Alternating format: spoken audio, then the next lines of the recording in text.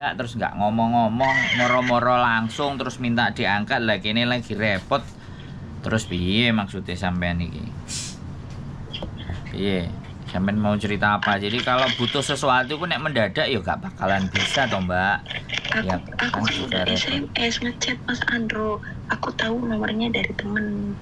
Terus? Kan kemarin kan aku pas 1 bulan sekaligus pas di interminit gitu. Terus? Tadinya mau rencananya minta tolong mau cariin majikan gitu, tanpa harus pulang ke Indonesia, bisa nggak gitu. Terus? Cuman sekarang gitu gara-gara saking paniknya gitu, nggak tahu harus kemana. Terus juga kan agentnya maksudnya nggak mau ngurusin, maksudnya nggak mau susah lah gitu nyariin majikan lagi gitu. Jadinya terpaksa kemarin gitu ikut temen gitu ke Makau, dianjurin ke Makau. Terus sekarang udah dapet majikan di Makau? Belum. Kalau belum saya tak kasih nomor. Habis ini sampai hubungi dia karena kemarin dia butuh, ada anak, ada satu keluarga isinya 4 dan dia butuh. Nanti tak kasih nomornya, langsung sampai temuin dia aja. Ya. Cuman mbaknya juga kerja, nggak tahu dia jam berapa nanti. Tinggal sampai hubungi. Jadi gini mbak, berarti masalah. Gimana prosesnya? Ya nggak apa-apa, itu nanti teman saya ada majikannya. Jadi kalau di Makau cepet, nggak pakai lama. Nanti majikannya cocok sama sampean, ngobrol cocok, ya sudah bisa langsung kerja besoknya. Terus dia majikannya yang ngurus. Kalau itu langsung majikan. Kalau majikannya nyerahin agent yo potongannya pasti ada. Tapi sampai nanti tak kasih nomornya dia. Dia kemarin juga nyari aku, Mas ada orang butuh kerjaan nggak di Makau ini, lagi ada, aku punya, dia bilang kayak gitu. Dan soalnya kan gini loh Mbak, kalau sampean butuh sama saya, kalau sampean walaupun jauh-jauh hari sudah ngabari, tapi terus dalam beberapa minggu dan beberapa hari mendekati hari H sampean juga nggak ngasih tahu, terus sampean tiba-tiba keluar, terus sampean tiba-tiba nelpon, ya kalau aku nggak ada masalah, aku baik-baik saja, aku repot nggak aku angkat, tak dahuluin yang penting-penting dulu, gimana? Jadi kita bukan polisi yang artinya hari ini telepon, hari ini langsung dapat follow up. Kita bukan 999. Jadi kalau sampean bilang masalahnya apa, seperti apa, cuman aku assalamualaikum aku minta tolong, ya aku nggak pikir urgent. Tapi kalau sampean waduh tanganku patah, waduh kepalaku pecah, lah itu beda urusan. Ya, maaf ya, barengannya ngubungin Mas Andro juga aku nelfon ke nyoba gitu, ngechat ke Miss Yuni juga. Cuman ya itu susah. Ya, makanya karena sekali lagi yang diurusin itu banyak. Kalau ada sesuatu di planning, jangan kalau nggak di planning, tahu-tahu ketiban persoalan, ketiban masalah, terus giliran kita mau follow up wis kadaluarsa. Nah kayak gitu juga gitu loh ya. Kami kan tidak ada kewajiban untuk membantu dan menolong setiap orang, tapi intinya bahwa ketika sudah tidak terlalu sibuk harinya, ya kita coba mana-mana yang butuh bantuan, kita langsung list lagi, kita telepon, kita hubungi, sudah apa belum, beres apa belum, kayak gitu kan, mastiin. Namanya ya panik boleh, tapi persiapan itu kan wajib. Nah anak-anak kayak gitu. Nah ini sekalian tak sampaikan di konten juga buat siapapun atau apapun teman-teman semuanya. Kalau minta ditolong atau diminta melok ngajak mikir, kita mau dipikirin, itu minta tolong untuk tidak mendadak. Jadi kalau ada sesuatu hal yang mau direncanakan, itu kalau diajak diskusi duluan kan enak. Nah kalau langsung ditembak waduh, yo repot dah sih. Soalnya kan aku juga kaget itu, Mas, pagi-pagi langsung kamu katanya beres-beres, katanya akunya kaget, nggak ada persiapan gitu, nggak ada apa. Pas pagi tuh bangun tuh Mas gitu, beresin barang-barang kamu katanya gitu, kamu dijemput agent. Akunya bingung, makanya langsung telepon Mas Andro tuh. Iya makasih Mas. Jadi gini Mbak, jadi nggak ada masalah, Kisamen juga tidak mengganggu, cuman begini kan saya bilang, prosedur diusir sama majikan. Pertanyaannya, apakah kewajibannya sampean juga semuanya sudah kelar? Kok langsung keluar dari Makau hari itu juga? Terus ada juga yang kemarin cerita malam-malam tahu-tahu mau dikeluarin sama majikan, mau diantar ke bandara. Nah, jadi Iya. ini aku nggak ngerti anak-anak ini tahu peraturan atau tidak.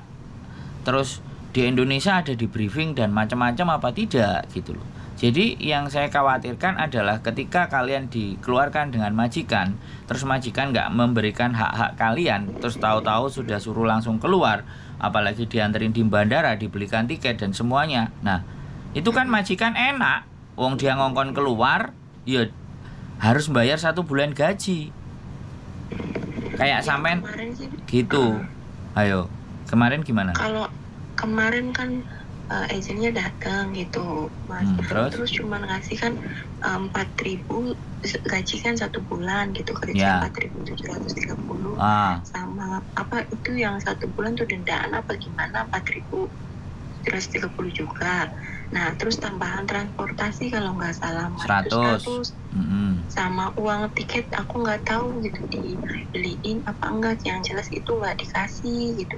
Duh. Terus aku ke Makau kan tadinya alasannya gini, agentnya tuh majikan udah beliin kamu tiket, nanti katanya tiketnya beliin aja ya katanya, kamu bilangnya nanti kabur katanya gitu biar nggak ada tanggung jawab sama agent, dia bilang kayak gitu. Dulu, gak bisa gitu mbak. Terus kok Terus kabur? ya udah, terus aku kan ya aku nggak pegang uang sama sekali, kata aku tuh aku minta buat pegangan kan, kalau pergi ke Makau harus ada ongkos atau buat jajan atau makan, kata saya tuh gitu.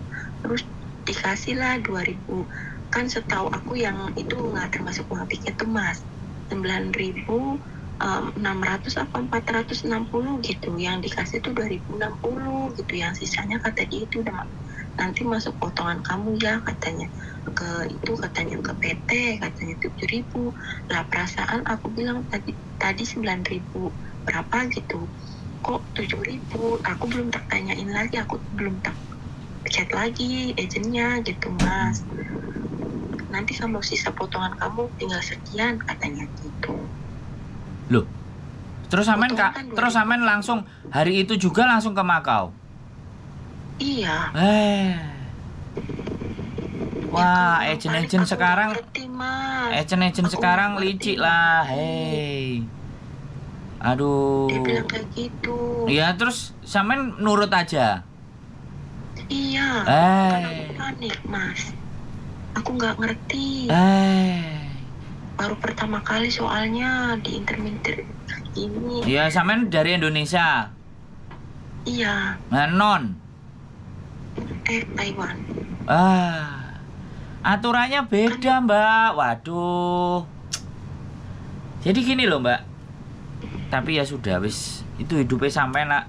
Intinya sampean WA 1 kali nggak dibalas terus sampean nggak ngereken, ya sudah. Berarti kan tidak benar-benar urgent. Kalau urgent orang pasti telepon. Tapi sampean nggak urgent, menurutku ya sudah, dan itu keputusannya sampean, saya nggak menyalahkan udah. Tapi saya ceritain yang benar gitu loh. Kalau sampean, ya kan, diusir atau disuruh keluar sama majikan, ya kemudian sampean masih ada tanggungan potongan, terus PT minta potongan loh. Agentnya nahan duitnya sampean untuk buat bayar potongan, itu tidak boleh, Mbak.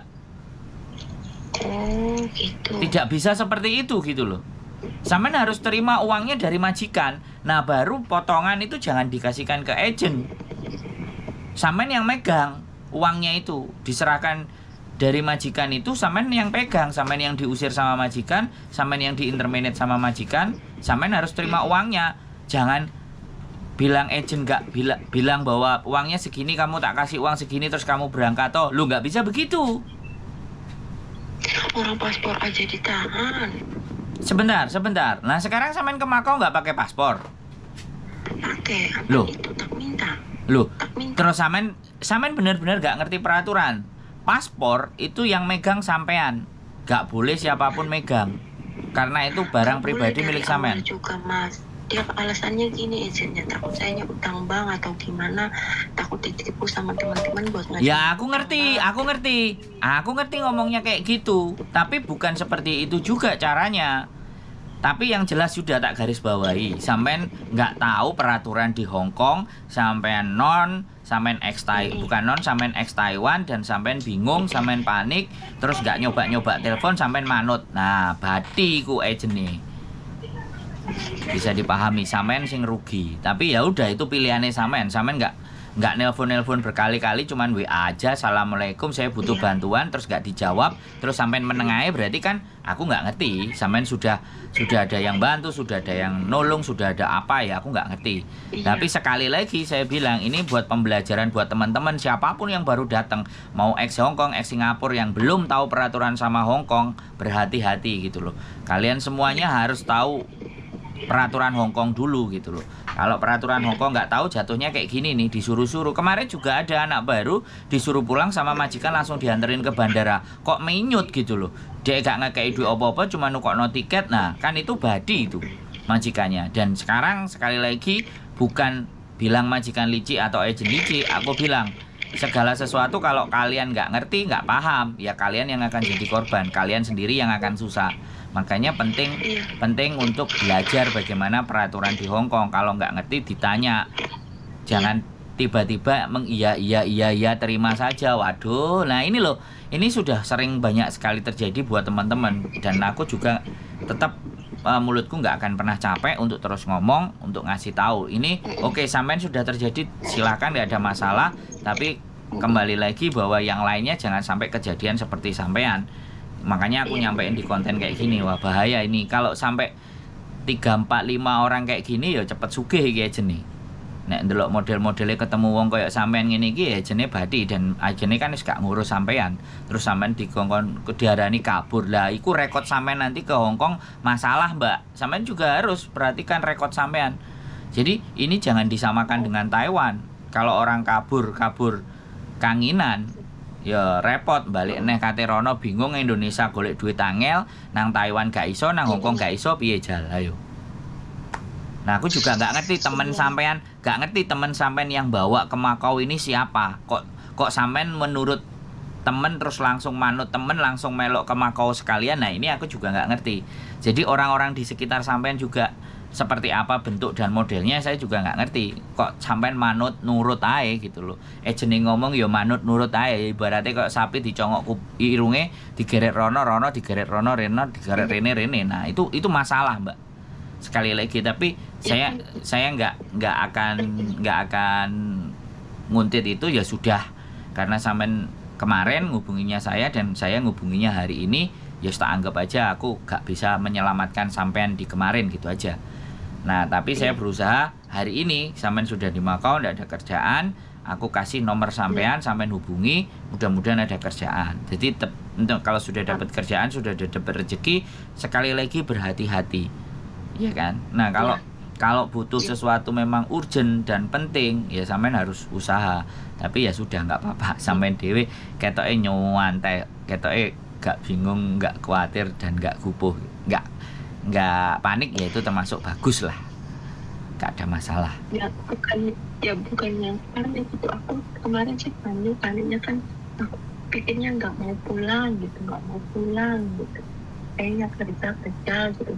Yang penting kemana aja itu loh, Mas. Ya, terus sampean ikut sama siapa, itu pertanyaannya. Tahu-tahu sing sampean ngikuti sampean dijual gimana? Sama temen dia yang udah ada di sini. Dia juga sama 1 bulan di Intermini, satu sama barang satu PT gitu. Terus temen sampean juga nggak dapat kerjaan, terus kalau lontang-lantung di Makau terus gimana? Kalau dia udah dapat, sampean belum? Iya. Oke. Ya wes. Justru karena itu gitu. Nyampe sini bingung lagi. Nah, makanya kan sampean jangan keburu-buru cabut dan pergi.